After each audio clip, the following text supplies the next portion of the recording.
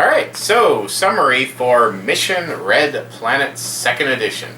Um, I've kind of liked describing this so far as a very Libertalia-like game.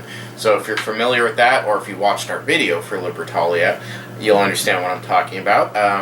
It's very much a game where, you have cards that go off in what can be a very significant sequence. And you basically have the same cards at any given time. As everybody else. Yeah, exactly. In Libertalia, can be where you've used certain cards and they haven't. In this, it can be the same deal, where you've used certain cards and they haven't. But generally, you have the same sort of cards going on, and it's when and how and where you choose to play them and what you choose to do with the resulting actions that makes all the difference in the world. More than one time, we've had somebody play a saboteur and have to blow up the ship they just put a person on because it's the only one available. So, your actions and your timing have real consequences in this. But what it boils down to is a really fast-playing, really chaotic and just really kind of nifty little game of stupid, silly, little pointless battles over Hellas or somewhere like that, where it becomes more a matter of pride than of points. What did they die for? What? Ice crystals on Mars? It's very silly, very lighthearted, and, if you've got a group that enjoys that kind of thing, it works out wonderfully for it. There's really a lot to like. I mean, as with any FFG product, the components are great, Nice, solid boards that all fit together the way they're supposed to. This great little round tracker thing. I mean, they didn't have to make a big, cool round tracker thing, but of course they did.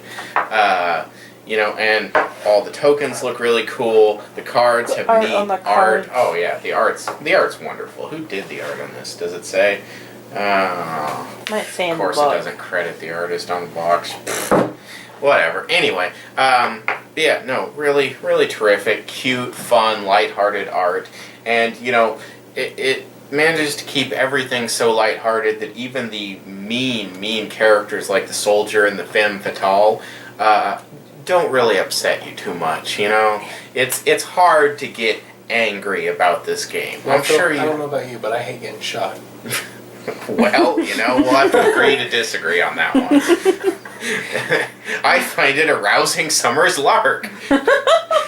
Anyway, I guess you could shoot a summer lark, and that would probably rouse it until it died. Anyway. So, and I feel it succeeds wonderfully at that, at being lighthearted, which isn't always easy for a game to do, especially with competitive players.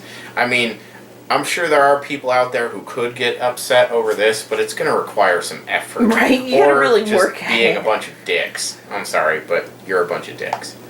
No, I'm kidding. Unless you are. Anyway. I feel like you're looking at someone in particular. Yeah, camera wife. Oh, snap. Anyway, what you got to say? Well, I thoroughly enjoy the game itself. It does require... As opposed to what? Lightly enjoying the game itself? Yes. Moderately enjoying the game itself? I'm moderately enjoying the concept of the game next to it? I find the game Where's itself... Where's Sushi go? I find the game itself astronomical.